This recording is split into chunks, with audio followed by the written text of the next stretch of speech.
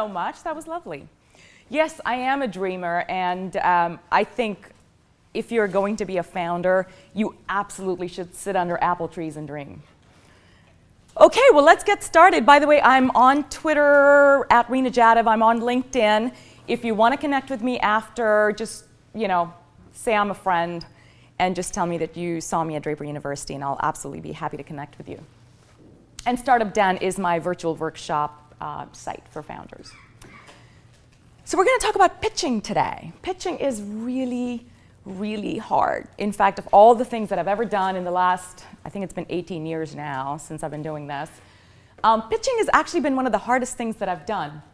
And why is it so hard? In fact, I think back and I look at every time that I've gotten butterflies and sweaty palms and all of those experiences, it's actually been when I've been pitching, not negotiating, not hiring, not firing, not fighting, not arguing. None of those things have made me as afraid as when I'm actually pitching. Why is it so hard? Well, first of all, it's really hard because the listeners are skeptical.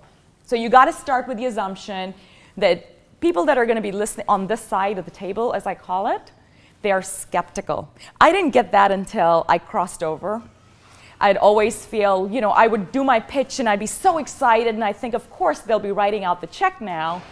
And, I'd see confused looks and kind of head scratching and head bobbing, and I'd go, why don't you understand? This is such an amazing idea. I'm revolutionizing something, something. For example, my first startup was mobile messaging. We're going to allow you to, get tasks on your cell phone, and it was built on WAP, and you're going to be able to do all these things. I had a lot of skepticism facing me. Why is that? Why do you think there's a lot of skepticism when you pitch? We're going to make it interactive, by the way. Because a lot of people are great at pitching, but really terrible entrepreneurs. So you don't want to trust necessarily the people who are good at pitching. Mm-hmm. So there's a lot of That's one reason there could be skepticism. Yes? Execution is hard. Execution is hard. It's even simpler than that, because far more companies fail.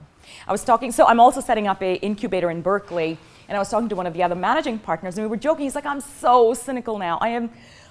I just don't believe anything anyone tells me anymore because I have failed in so many investments. I failed as many times I've succeeded. The ones that I thought would fail succeeded. The ones that I thought were going to succeed failed. And he's one of the Midas touch guys. So what you realize is that as an investor, it's actually really hard to predict success because it's a combination of so many moving parts. From execution to timing to market momentum to luck, serendipity. So there's a lot of skepticism when you walk in and say anything, because most investors have heard it all, and they've probably seen it not work as well. So that's one reason. So you want to go in knowing that they're looking at you a little skeptically. You want to start there. They've seen and heard it all. It's so funny. You walk in and you go, I'm special. No one else is doing what I'm doing, guaranteed. And you know what? There's 7 people at any given point in time that are either thinking or doing whatever it is that you're trying to think and do. So assume that there's competition. Assume that there may have already been competition that didn't succeed. And that's the ADD, right? Who talked about so little time, so much info, so little time, so much info, so little time. Even when you get an hour with an investor, you always feel like you're running out of time. There's never enough time. When you have a restaurant, you try to talk fast, and then other people, they're not able to talk. Then I was everyone's like, oh, you're talking so fast, and you're looking fast. And I'm like, I want to squeeze you all in for just 1 minute, and how do I bring emotion and just make them understand? Plus, going all the points in just 1 minute. Did you hear that? 1 minute is very hard to get everything you want to say. So poor thing, what is your name? Maha. So Maha learned the trick of speaking really fast. And that didn't work very well, did it? No. Speaking faster doesn't help. Drinking coffee and being on a fast train doesn't really work very well because then you're not really connecting and resonating. So here's the reasons why it is hard. You can't change these. None of these can be changed, meaning you're always going to be stuck with a skeptical audience. You're always going to be stuck with the fact that they've heard it before and they've probably seen some other people doing this, and the fact that there's going to be so much information that needs to be shared in very little time. So my goal, hence, is to help you craft a winning pitch that wins over the investors, now that's what we're going to try and do over the next 45 minutes or so, gets you new team members, convinces the targets that you're a must-buy. Your pitching is not just about investors. I know we're talking about the pitches primarily today from an investor standpoint, but keep in mind the art of pitching is applicable to hiring, recruiting team members, to getting customers to buy from you. And frankly, if you've got customers buying from you, all those reasons on slide one kind of go away, right? Skepticism, boredom, ADD, who cares? Your numbers are to the right and up. So pitching, just keep in mind as we're going through pitching today, these don't just apply to investor pitches. These actually apply to customers as well as recruiting. And any other place you may want to pitch, for example, proposing to your spouse. Okay, so what's your pitch? What is a pitch? I've heard different people say different things. But what really is a pitch?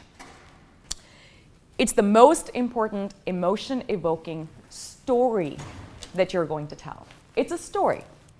It's not a listing of facts. It is not a clinical, cut and paste section of the 5 things you want to tell someone. It's actually the most important story you're going to tell. Not all of us are story writers. Not all of us are born internally creating connections, but how many of you enjoy watching movies? Wow, there's a lot of people who don't like movies here. So if you do enjoy movies or sitcoms, notice how they build out the story. Notice how there's always some level of suspense, some level of climax, some thrill. You've got to tell a story. A good pitch answers believably 3 questions. What are you doing? How are you going to do it? And why? Why is really important. The journey for entrepreneurs is a long one. It's a marathon. It's a 7 to 10 year cycle.